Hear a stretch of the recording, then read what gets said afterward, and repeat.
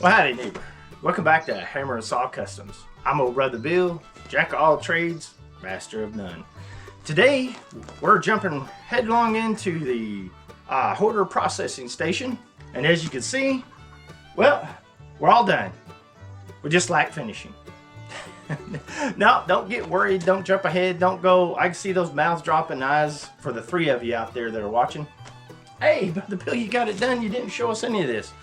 Well, been wanting to try a new way of doing this, and I had an awesome subscriber kind of made the same comment of how brother Bill's old brain works too. So next couple videos we're just going to give it a try. So we're just going to jump in here. I'm going to show you how these each section is done with each video, but I'll let you see what it looks like before we even get started, and then that way I think everybody will know how to play along in the game, right? So come on back after the intro and we'll get started on our Hoarder processing station door build, hang, hinge dealio. Well, just come on back and you'll see what we're doing.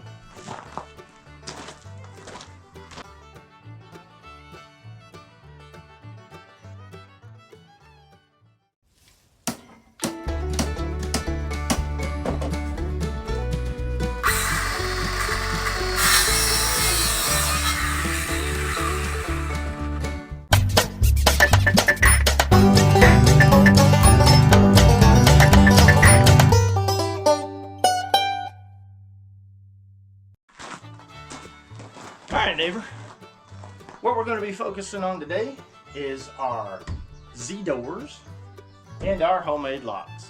And of course, before you get started, as always, grab you, those who've been here and for those that are new, always grab you something cool to drink, grab you a snack. It's going to take just a minute, and hopefully this is entertaining and educational. Well, let me just go towards entertaining. How about that? So what we'll be building today, and you're probably already going, well, why are the picket fence looking gaps in there? Well, if you've watched the other videos, old brother Bill lives in a high humidity, rainy location. Of course, it's sunny today, but you know, we've been drowned in for the last month, and basically just had to wait till today to get some sunshine. So here we go. So we're going to be building the doors, building our lock. Pretty simple.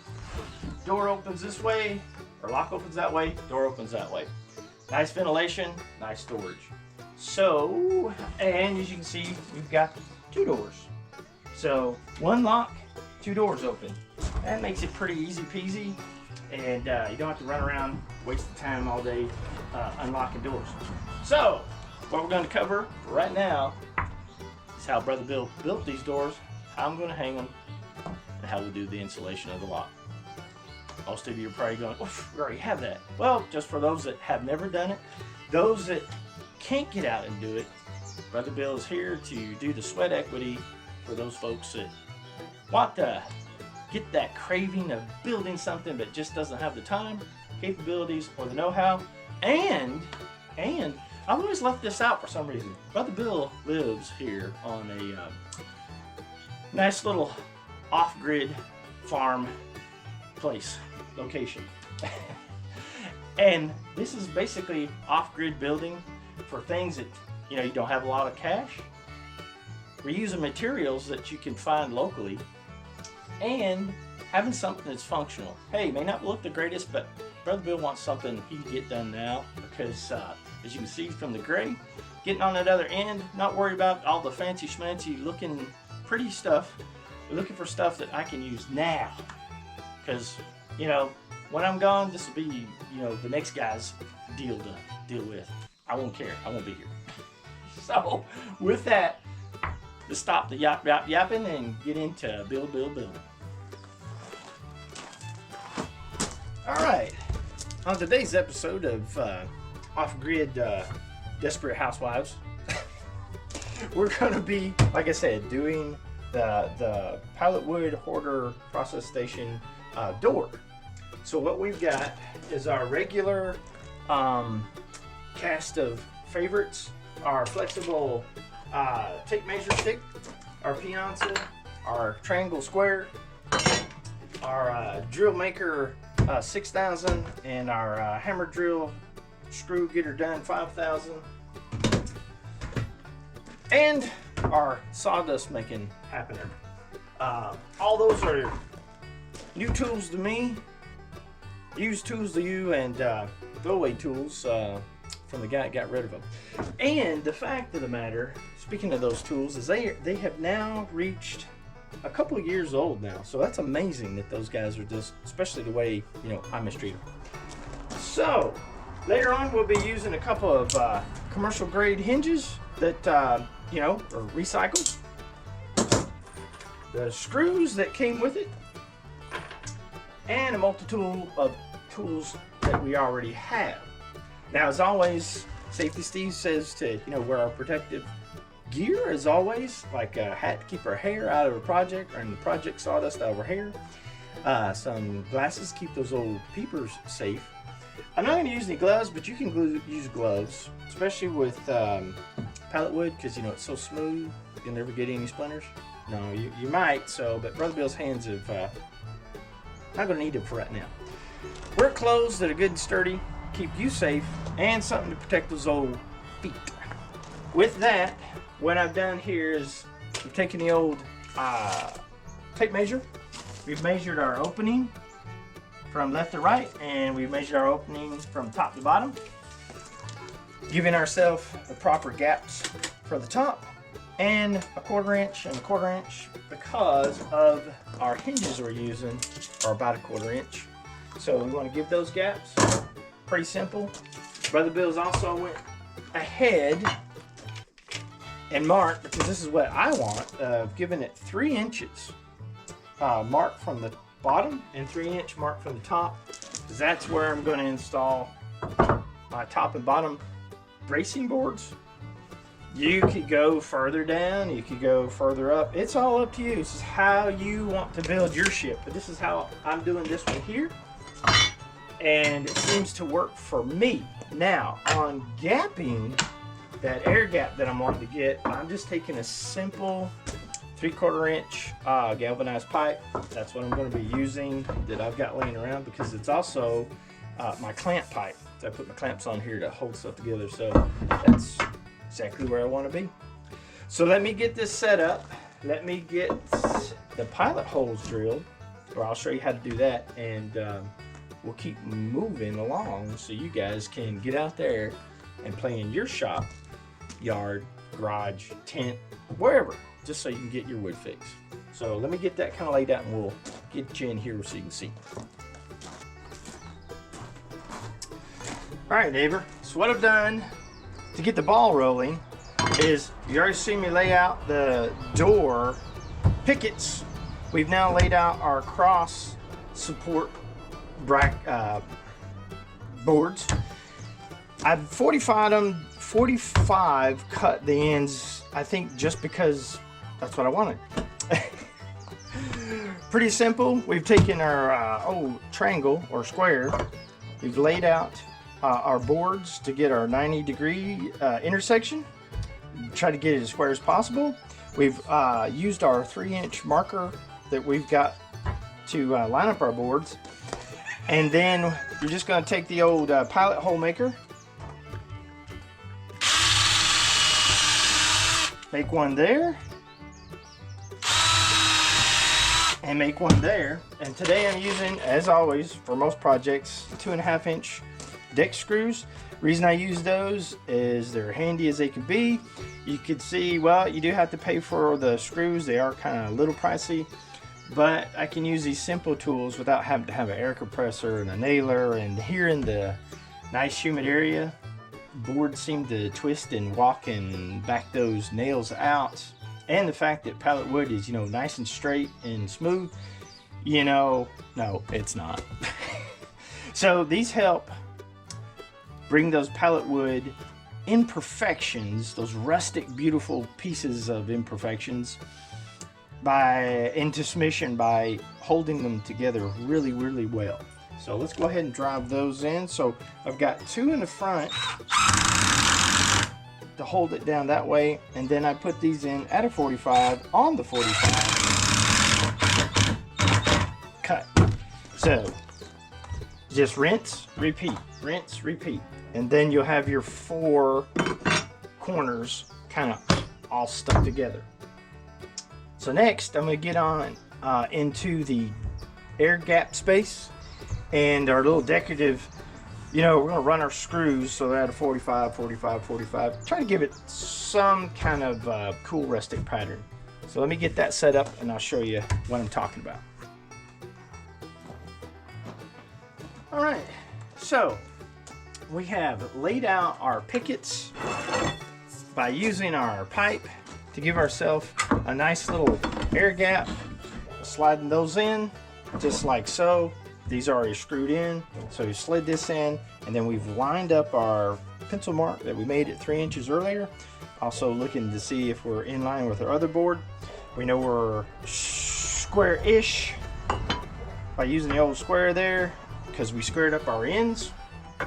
So now we're just taking the old square and we're just kind of laying out at each board by going by the edge. So here I'm going like around 5 and 35. I've already marked those, and what I'll do there is that's where the pallet holes are going to go roughly.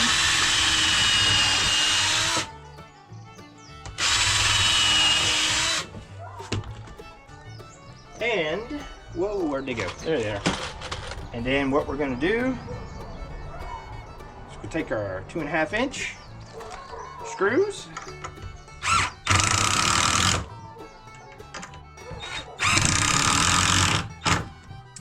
and we're going to continue to use this 45-degree pattern back and forth with our little reference marks. We'll work one on this side, then we'll work one on that side. So that's where we try to keep all our spaces somewhat in that same space. And then we've got the middle to have our fudge factor. If they're a little closer, a little wider, that'll be fine. So we're going to do that top, bottom, bottom, top. Like I said, rinse, repeat. I think you guys got it. So let me move forward with that, and I'll show you how we finish that little part out, and then we'll work on what side our Z support needs to run into. And I'll explain why we need to make sure that's on the proper side once we get to the hinges. So let me get that set up and we'll go from there. All right.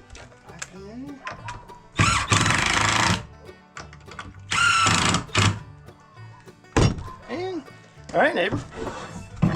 That does it. We've gapped all our picket boards with our 3/4 inch pipe. We've installed our cross bracing. I just finished the last screws for the 45 decorative screw down that we've got the top and bottom, so everything's kind of lined up there. So now we need to pick which side of our door, cabinet door here, that our 45 Z bracer is going to go. And the reason we want to pick that is we want the weight to be pushed towards the side that is supported. So if our hinges on this side, our Z-bar will go this direction. Fortunately, on this, our hinges are going on this side, so we want our Z-bar to hit here. The reason we want the Z-bar brace, so our door does not rack. So it won't twist this way, it won't twist that way. You know, the best you can to keep it from doing that is this pallet wood. It is outside in a very humid location. So to do that, I do have a jig here that I've cut that I know I've got the proper angle, because this is not a 45. That changes once your height and width gets factored in there. Now, you can get an angle finder tool and all that kind of thing, but we're trying to do this off-grid on the cheap with construction materials that are basically free. So to do that, a simple way to do that, or another way to do that, is if you take your board, this is our Z-board brace, and you line it up with your top board corner, and then you line it up, our bottom board corner, and then your top board corner. And simply take your pencil, make a mark on each end, top, bottom, side, side, and then when you flip it over, you can take your angle that you've already found by doing some drawings and mathematical equations, or you can take your triangle, your square, place that on your first mark that you made, and then pivot your square until you find your next mark that you made, and then connect that line. Once you've done that, that's basically how you get your jig piece. And now you know by confirming that you did make the right angle drawing with your jig piece. Clear as mud? Sure.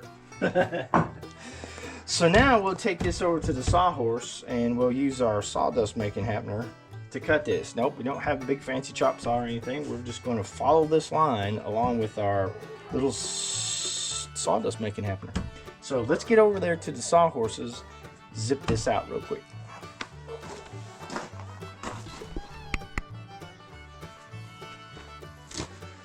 Okay, so we're at the sawhorses. We've got our little sawdust maker happener there, and we're getting ready to cut. I'm going to put some hearing protection on because, you know, old Safety Steve says that's what we need. Even though this might be some backwoods building, we do want to keep those old ears protected. Our fingers and toes in the ride at all times. All right, well, here we go.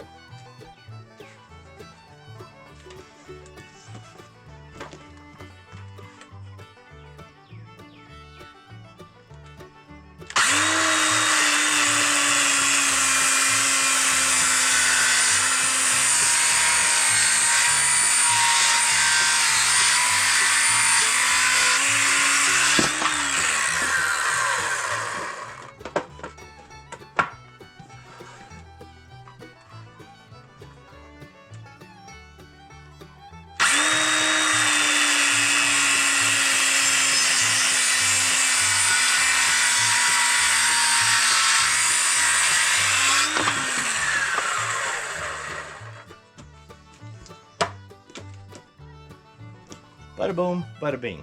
Now, you might have noticed that I took the unit and I lifted the guard, keeping my hand out of the way, only having my thumb placed on the tab.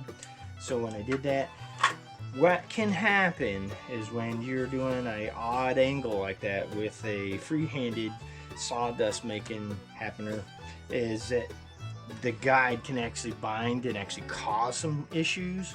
So the safety actually becomes the non-safe thing. I'm not saying to do it, but it sure does help when you are doing an odd angle, because this guide seems to bind at times, throwing you off, throwing the angle of the board off and everything. So take it, leave it. Bill's unprofessional tip of the day.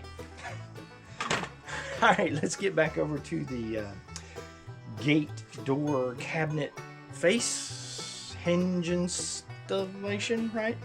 And get the show back on the road.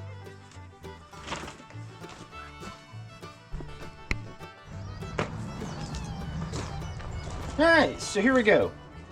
One little tip is, just for the heck of it, you know, when your blade starts to get a little older on your sawdust making happener, you know, pick up one of these little cheap rasps, because then you could just take that, file those edges where they get a little fuzzy, and then where you can continue to keep using that blade, because blades are expensive, but you can continue to use that blade without you know, breaking the bank.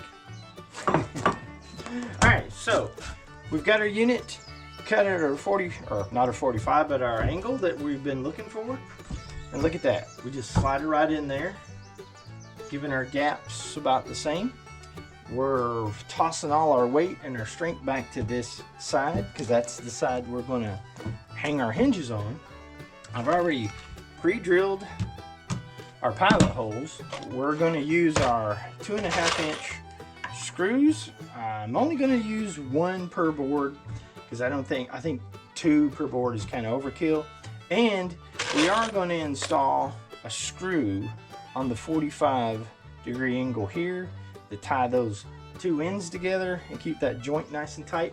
Since we can't screw this way into this last board, we're going to do that way. That should keep everything pulled together should keep our racking in line the best we can and distribute that weight onto that hinge. And then, hey, then we'll be ready to mount our hinge and mount our cabinet door. And then our lock. And then, well, you know, we'll get there. So let me get these screwed down, since that's not a real big thing. I think you guys have already mastered that by now. So let me do that, and then we'll jump right into the hinges.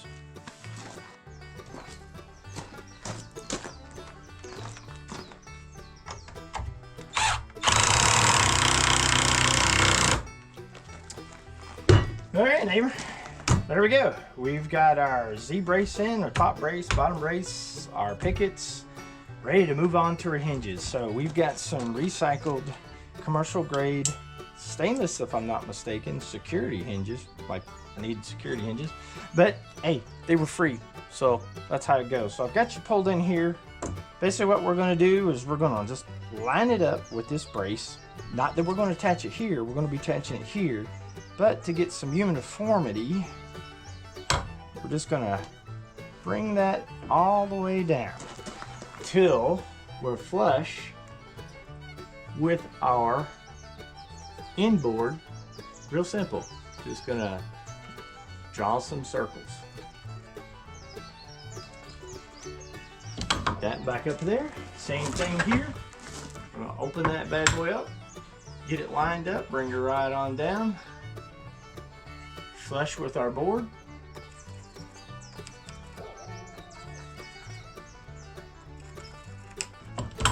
There we go. Now we've got our template for where we're going to drill our pilot holes.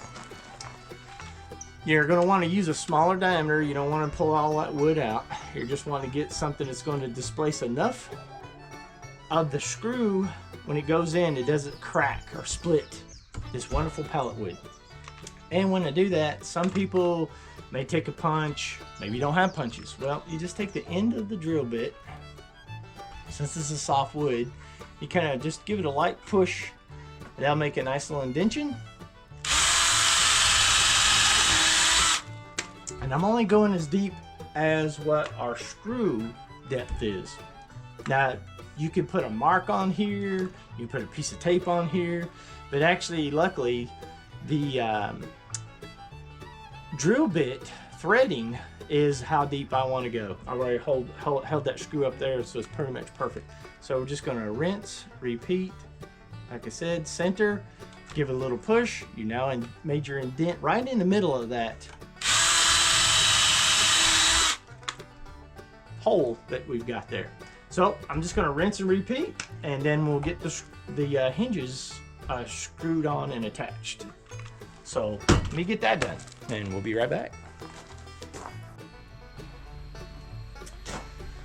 Well, all right, we've got all our pilot holes drilled. Yay! So now we're going to bring our hinges down, and we're going to attach them. So I got to pop out the old smaller screw head that we're using for the deck boards, because these guys are using that fatter Phillips head tip, and we don't want to strip those out because apparently these screws are brass, which is pretty cool. So simple. You're just gonna bring that back down, line up your holes, grab one of your screws, get that into that pilot hole. See how that pilot hole's handy to hold that for you, and then we're just gonna, don't over tighten it because you'll strip that out. But you'll hear the sound as when you're doing that. You'll hear that sound change ever so slightly, and you know you've got good enough. Now, could we have marked these and then taken a carpentry tool and countersunk these and everything? But I like the rustic look that's coming out here. Plus, we're putting gaps in here for ventilation, so what does it matter if there's a gap where the hinges are going to be mounted? So a flush mount is going to work perfect for this application. So let's go ahead and drop these other two screws in there.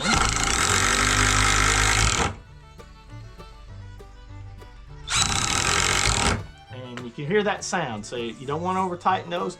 If you don't think they're tight enough, you can always get the bigger hand screwdriver, Phillips, stick it on there, give it a little tweak so you're happy. But you know, we're pretty much good to go. You've seen that one installed? I'll go ahead and get this one installed because that's just repetitiveness. Okay, neighbor. Pretty simple. We're doing a rustic installation. So we've got our hinges installed. We've got our space up here. So what we're going to do is we're going to set those hinges in there. We're going to slide this unit up.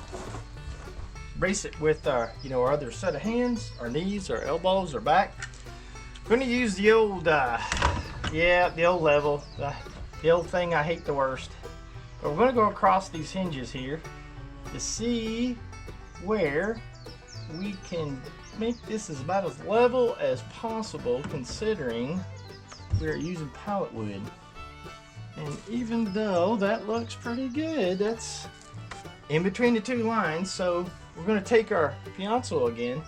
We're just going to make a little mark at the base of our hinge and at the top of our bottom hinge. Pretty simple, eh? Our depth is already there because our back boards are there, our bottom boards are there. So we don't have to worry about finding the depth wise. Our hinges are here, so we already got our gap. Look how that's just a perfect size of a pencil. If you didn't know, I didn't know, I don't know if I shared this before, but these wooden pencils that you can get from the big box store are pretty cool. One way is that it's a 1/4 inch on the narrow side. So 1/4 inch, that's how you know you get your setting there. And then it's a 1/2 inch on the flat side width-wise. So that's kind of pretty interesting to know if you ever wanted to gap something by a 1/2 inch or 1/4 inch. It's kind of like pretty handy. So anyway, there we go with that. So on with what we're going to do next. We're going to pull this down.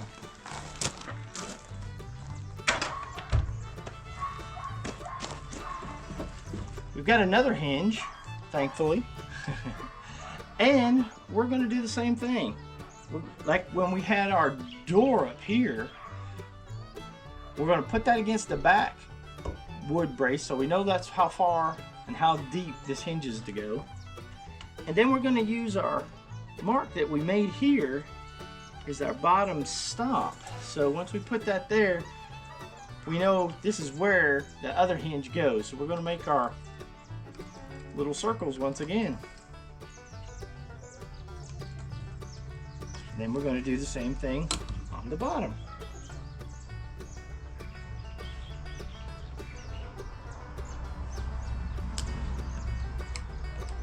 Circles, circles, circles, and that last one's a bugger. There we go.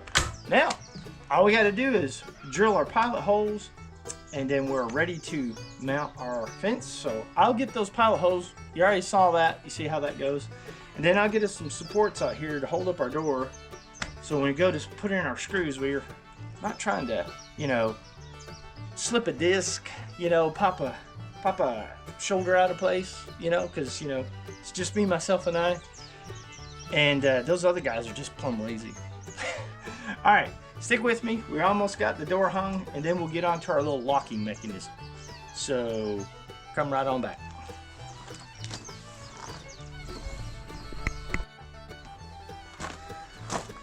All right, I know this might be a little hard to see.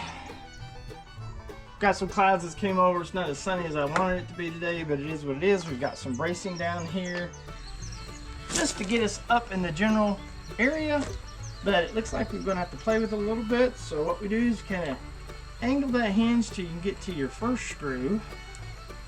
Luckily you got that pilot hole right to hold that screw in there. And let's just drop that first one in.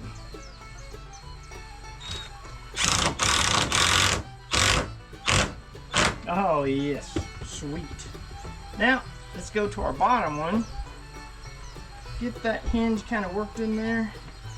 Once again, thank goodness for our pilot hole. Get that set up. and we'll drop that one in.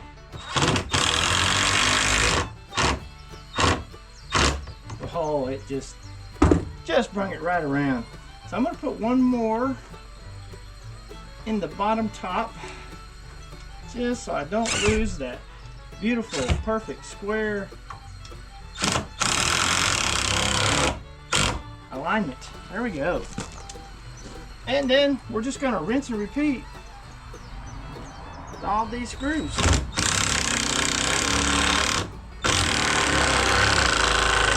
Woohoo! All right, so let me finish running those in so you don't get bored. And we'll close this up and we'll work on the lock mechanism. All right, neighbor, there we go. We've got our hinges installed.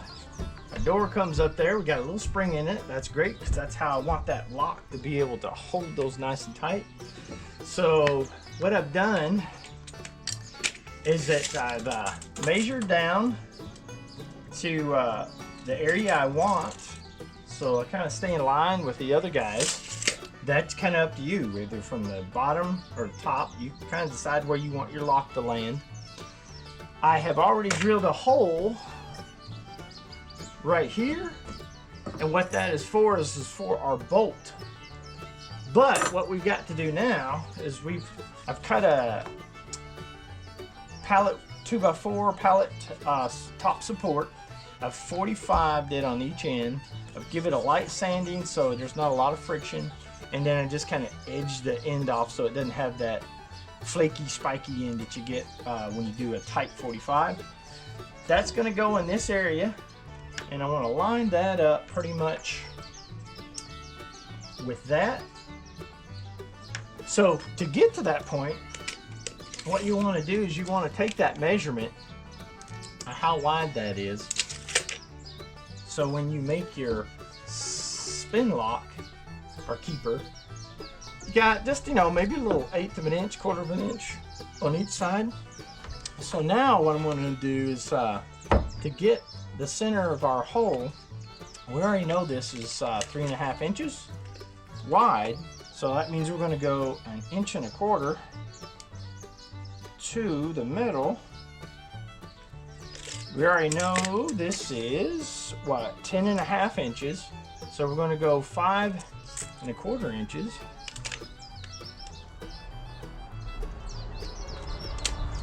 And right there is where we're going to want to drill our hole so we can put our working bolt through there so our mechanism will work. Pretty simple, huh? All right, well, let me get that drilled and then we'll do our assembly pretty quick. Okay, this is pretty simple. We've got our hole drilled. We're going to use a couple of these flat fender washers. I think they're about 1 inch wide. Now, I did have to drill out the center to match the bolt I wanted to use, because this is actually the only extra bolt I had that was this long. So that goes through there. We're going to throw 2 of them on the back to give us just a little bit of area, so we're only churning and friction is on here, so it's not so hard to churn. And then we're going to open this up, install that there, and then on the back I'm going to use another washer, and then we're going to use a 2-nut locking system. So we're going to put the first nut on. It's basically, this is a 1/2 inch size bolt, so we've got 2 1/2 inch wrenches. I'm going to tighten that up to where we've got just a little friction, but we're not breaking our arm trying to turn that. Next, we'll insert the next nut on the back of that, in addition to the one that's already on there, holding the first one and then slightly tightening the second one, and it locks together. And you can turn this all day long and it's not going to back out. Then we will close our doors here. These are nice and straight, so it takes a little bit. There we go. All got to work in. And then we'll turn that there. Now what you can do to make that smooth out is you can sand, get all that done, make the areas a little smoother, and you can add a little, take a bar of soap, cover that on the back, and then you'll be able to turn that and spin it and turn it. But bada boom, bada bing. A nice rustic outdoor workshop prepper hoarder station, or hoarder prepper station. Either way, I think this will work out good for processing all those materials out of the temporary tent so we can get to work on Mama's paint studio. So that's this step for today. Let me pull you back.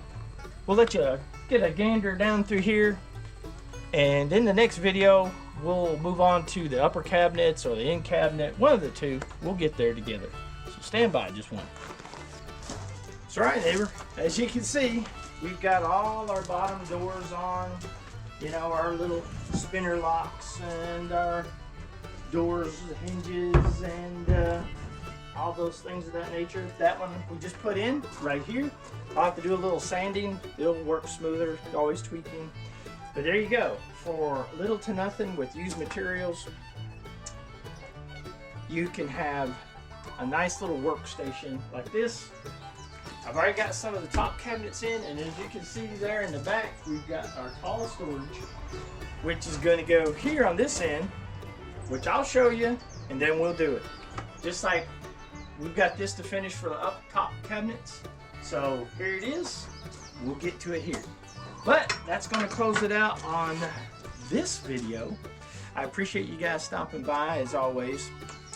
Oh, and this new setup of showing you what I'm going to do and then doing it was brought by an idea from a subscriber that made a comment. So with that, yep, I'm going to pander to you. Right down there in the corner, if you could hit that little subscribe button. Likes, man, if you guys could hit the likes, that would be great, because even though you might view it and watch it, the likes, I guess, are what, you know, helps the YouTube algorithm get this out to folks so other folks can share this information. And you can do that also.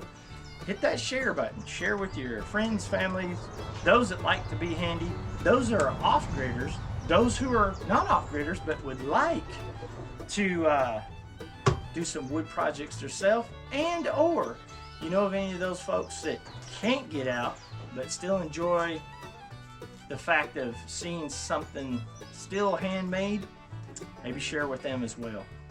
As always, I want you to remember, if your neighbor can learn to do it, you can learn to do it too. And while you're out there having fun, listen to old Safety Steve and hammer on safely. Also, Brother Bill panders to you to the fact that let's remember our first responders out there. They got a tough job, so when you hear those sirens, get out the way. And as always, always remember our soldiers, veterans, past and present. With that, that's going to do it for today. I sure do appreciate you guys stopping by. I enjoy it as always, even when I get tired, worn out, and you know, lose focus. I appreciate you guys' comments. And I hope to see you real soon for the next installment, so we can finish this wonderful project and put it to use and start on Mama's studio, which she is just, you know, really antsy for me to get on that. So until then, neighbor, keep it between the ditches, and Brother Bill will see you real soon.